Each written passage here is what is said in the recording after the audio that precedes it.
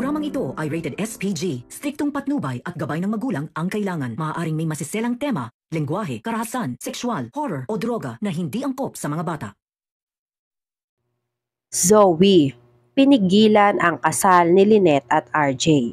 Alamin natin. Welcome back sa aking channel. Mga kaganapan sa abot kamay na pangarap. Napaka-intense nga ng mga kaganapan sa abot kamay na pangarap. Ibinalita nga ni Gilbert na wala na nga itong si Doc Carlos sa mental institution at hindi na nga nagawa ni Gilbert na unahan si Doc Carlos para tapusin ang buhay nito. Nang sa ganun nga ay hindi na makapangpagulo itong si Doc Carlos sa kasal ni Lynette at RJ. Dahil ang gustong mangyari nga nitong si Morgana ay kumalma ang isip nitong si Zoe. Dahil sa napansin ni Morgana na balisa si Zoe kapag pinagbabalakan ni Doc Carlos ang buhay ng pekeng ama ni Zoe na si Doc RJ. Narinig naman ni Zoe ang pag-uusap ni Morgana at ni Gilbert. Kaya naman agad-agad ngang nataranta itong si Zoe at hindi na malaman kung ano ang gagawin niya. Akala ba daw nitong si Zoe ay nagawan na ng paraan ni Morgana na hindi na makakalabas itong si Doc Carlos sa mental institution. Bakit ngayon ay nakalabas pa din daw si Doc Carlos? Kaya naman nagpatulong si Zoe kay Morgana para hindi matuloy ang masamang binabalak nitong si Doc Carlos sa kasal ni RJ at ni Lynette.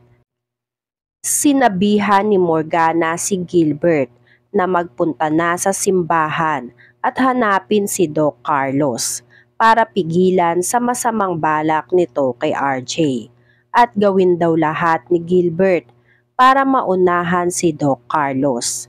Nagpaalam na si Zoe na pupuntahan niya sa simbahan si RJ para pigilan ang kasal at paalisin silang lahat sa simbahan. Sinubukang pigilin ni Morgana si Zoe na magpunta pa sa simbahan para kung sakali ay hindi na madamay si Zoe sa gagawin ni Doc Carlos. Pero nagpumilit pa din si Zoe na umalis para puntahan ang pekeng daddy niya na si RJ para mabalaan sa masamang balak ni Doc Carlos sa buhay at sa kasal nila ni Lynette. Walang nagawa si Morgana para pigilan itong si Zoe. Tinext na din ni Doc Kim si Annalyn para sabihin sa totoo ang hinala nila na nakakalabas ng mental facility si Doc Carlos. At hinihinala ni Doc Kim na papunta na si Doc Carlos sa kasal ni Lynette at ni RJ para guluhin ang kasal nito. Dahil hindi nga papayag si Doc Carlos na mapunta si Lynette sa iba, lalong-lalo na kay RJ. Pagtapos malaman ni Annalyn ang nangyari, tinawagan agad ni Annalyn si Chang Susan para sabihin na tama ang hinala niya na nakakalabas si Doc Carlos. At ngayon ay nakalabas si Doc Carlos at baka puntahan doon sa simbahan kung saan ikakasal si Lynette at RJ. Nangangamba si Annalyn sa maaaring gawin ni Doc Carlos. Naiisip ni Annalyn na kayang-kaya ni Doc Carlos gawin ang lahat dahil nagawa na dati ni Doc Carlos na dukutin si Lynette at pahirapan si Lynette. Lalo pa ngayon at paniguradong nalaman na ni Doc Carlos na araw na ng kasal ni Lynette at RJ, kaya wala nang paki si Doc Carlos kung mabuking o mabisto na ng lahat ng tao na nagpapanggap lang na baliw si Doc Carlos. Ang importante ngayon sa kanya ay mapigilan ang kasal ni Lynette at RJ. Sa simbahan naman, excited na ang lahat sa kasal ni Lynette at RJ. Inaantay nila ang pagdating ni Lynette. Nilapitan ni Doc Ray si RJ para sabihin ang suspecha ni Doc Kim na nagpapanggap lang na baliw si Doc Carlos. Dagdag pa ni Doc Ray na pinuntahan ni Doc Kim ngayong araw si Doc Carlos sa mental facility para i-check kung tama ba ang hinala niya na nagpapanggap lang si Doc Carlos.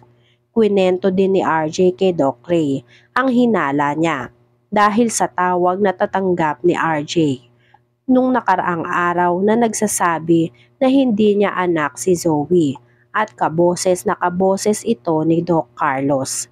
Kaya naging palaisipan sa kanila ang lahat. Pero nagsabi si RJ na wag na muna nilang isipin kung si Doc Carlos ngayong araw dahil araw daw ng kasal nilang dalawa ni Lynette at ayaw ni RJ na masira at may makahadlang pa sa pagmamahalan nilang dalawa ni Lynette. Maya-maya, biglang dumating si Zoe. Humahangos at natataranta si Zoe habang papalapit dito kay RJ. Nagtataka naman si RJ kung bakit nagmamadali at parang hindi mapakali si Zoe. Tumingin si Zoe sa paligid ng simbahan. Tinanong ni RJ kung anong nangyari kay Zoe at bakit parang hindi mapakali si Zoe. Hindi na nag-aksaya pa si Zoe ng oras. Nagsabi si Zoe kay RJ na wag muna nilang ituloy ang kasal nila ni Lynette dahil may pakiramdam daw si Zoe na may mangyayaring masama. Sa sobrang pagtataka ni RJ, tinanong ni RJ si Zoe kung paano naman nasabi ni Zoe na may mangyayaring masama sa kanila. Pinagpilitan ni Zoe na sa susunod na araw na lang nila ituloy ang kasal ni Lynette. Nagmakaawa si Zoe kay RJ. Ayaw daw ni Zoe na mapahamak si RJ. Pero nagsabi si RJ na hindi na pwedeng pigilan ang kasal nilang dalawa ni Lynette dahil matagal nang inaantay ni RJ ang pagkakataon na makasal silang dalawa ni Lynette kaya wala nang makakapigil pa sa kanilang dalawa. Pero nagsabi si Zoe na makinig muna si RJ sa kanya kahit ngayong araw lang dahil ayaw ni Zoe na mawala si RJ sa kanya. Nagsabi si RJ kay Zoe na ikakasal lang naman siya pero hindi siya mawawala kay Zoe. Nagsabi naman si Zoe na hindi daw ganon ang ibig sabihin ni Zoe. Kaya naman lumapit na si Giselle para kausapin si Zoe kung ano ba ang sinasabi ni Zoe na disaster na mangyayari sa kanila. Pinagpilitan ni Zoe na maawa na sila at ginagawa lang daw ni Zoe na protektahan si RJ. Pero hindi sila nakinig kay Zoe. Tama na daw ang pagiging paranoid ni Zoe. Basta para sa kanila ay itutuloy nila ang kasal at wala nang makakapigil. Hindi alam ni Zoe kung paano niya ba sasabihin kila RJ na nakalabas si Doc Carlos ng mental facility. Kaya natatakot si Zoe sa maaaring gawin ni Doc Carlos. Alam ni Zoe na kapag inunahan niyang sabihin kila RJ ang tungkol kay Doc Carlos ay malamang na pagdududahan siya ng mga ito. Maya-maya biglang dumating si Chang Susan. Napansin din nila na humahango si Chang Susan palapit sa kanila. Nagtanong sila kung ano ang nangyayari at bakit parang nagmamadali si Chang Susan. Pinalita ni Chang Susan na nakatakas si Doc Carlos sa mental facility at mukhang guguluhin ang kasal ni Lynette at RJ. Nagimbal ang lahat. Nagtanong sila kung sino ang nagsabi na nakatakas si Doc Carlos.